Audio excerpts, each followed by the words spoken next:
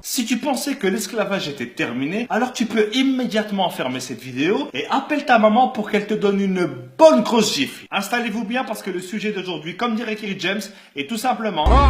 Aujourd'hui, on va parler du franc CFA. Alors déjà, première blague. CFA, ça veut dire colonie française d'Afrique. Je sais pas si vous vous rendez compte, ils ont une monnaie qui porte comme nom colonie. Ils auraient très bien pu l'appeler ferme-la et donne-moi tout, ça aurait été pareil. Mais il y a quelques temps, ils se sont dit, c'est vrai que colonie française...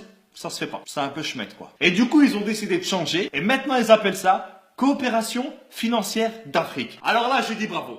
Là, je dis bravo. Là, c'est excellent, c'est excellent. Je pense que ce changement, ça a été le plus gros jeu d'emmerde de l'histoire. Non, mais parce que changer uniquement le nom d'un truc pareil, ça sert à rien. C'est comme si moi, demain, je m'appelle Jean-Marc. Mais même si je m'appelle Jean-Marc, mon visage, lui, il te donnera toujours envie d'appeler la police. Donc cette monnaie, elle est utilisée dans 14 pays, pour plus de 100 millions d'habitants. Et devinez où est-ce qu'on imprime les billets? En France. Donc la France, à elle toute seule, dans 2 villages paumés que personne ne connaît, fabrique une monnaie dont dépendent 100 millions de personnes. Donc si demain, Jean-Jacques le révolté avec ses copains, ils font grève, parce qu'en France, la grève, c'est limite une religion, eh ben t'auras 100 millions de personnes qui seront peut-être dans la merde. Mais attends, c'est pas tout. Les pays qui utilisent le franc CFA, ce sont les seuls pays au monde qui payent un impôt à un autre pays. Chaque année, ils sont obligés de donner 50% au trésor public français. Déjà que la France, elle exploite à fond et depuis des années les ressources de ces pays, et en plus, ils doivent donner la moitié de ce qu'ils gagnent à des mecs qui n'ont même pas levé le petit doigt. C'est comme si tu venais chez moi, que tu me volais tous mes meubles et que en plus tous les mois je dois te donner la moitié de mon salaire. Sans parler du fait que hier soir tu avais déjà cambriolé mes grands-parents. Il y a 3 banques centrales africaines qui gèrent l'économie et la vie de millions de personnes. Et devinez qui est-ce qui a un droit de veto dans chacune de ces banques? Ça sera la France. Donc si un jour un pays comme le Mali décide d'emprunter de l'argent à une de ces banques pour faire un pont pour son peuple, et ben à ce moment-là il y a un mec qui vient du fin fond de Roubaix, que personne ne connaît,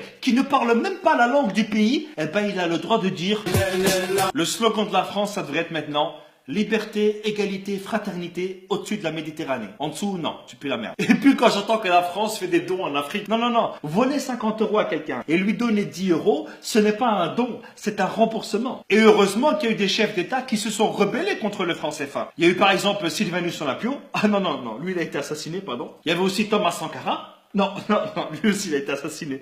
Non. Il y a aussi Modibo Keïta.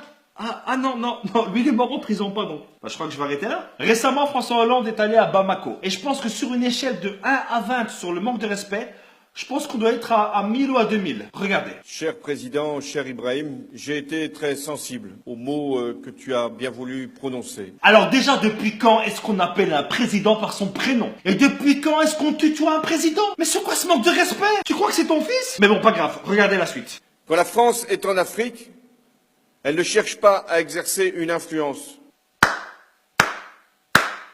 La France ne cherche pas à influencer l'Afrique, mais la monnaie de ces pays, la colonne vertébrale d'un pays, dépend entièrement de la France. Non mais là j'en ai marre, il se fout vraiment de notre gueule ce mec. Elle ne cherche pas à peser sur les choix politiques d'un pays. Quoi? Combien de chefs d'État africains ont été destitués par la France? Et encore moins à capter ses ressources. Non, c'est bon, je me tire, c'est bon. J'ai l'impression que plus c'est gros, plus ça passe. La France, elle est là aujourd'hui uniquement grâce aux ressources de l'Afrique. La France, elle a comme ressource naturelle que le vent et la pluie. Et si la France ne s'intéresse pas à tout ça, qu'est-ce que vous faites à chaque fois en Afrique? Vous savez, à chaque fois qu'un président français va en France, c'est uniquement pour vérifier les stocks et voir si les employés travaillent bien. Aucun pays ne peut prendre son indépendance s'il ne gère pas lui-même sa monnaie. C'est pas possible. Je ne peux pas nourrir ma famille et m'occuper de mes enfants si tu voles à chaque fois dans mon frigo et que tu gères mon argent. Le franc CFA, c'est un système qui est mis en place uniquement pour aider le peuple français. Voilà les amis, c'est ici que s'achève cette vidéo. J'espère qu'elle vous aura plu. C'est l'une des vidéos les plus compliquées que j'ai eu à faire. Donc je compte sur vous pour partager un maximum cette vidéo. Parce qu'aujourd'hui, en 2017, il y a encore de l'esclavage, mais économique cette fois. Donc voilà les amis, je compte sur vous. Et n'oubliez pas, comme dirait ma grand-mère, qui vole à neuf se fera d'excellentes omelettes. Ciao! On oublie seulement une chose, c'est qu'une grande partie de l'argent qui est dans notre porte-monnaie vient précisément de l'exploitation, depuis des siècles, de l'Afrique. Pas uniquement, mais beaucoup vient de l'exploitation de l'Afrique.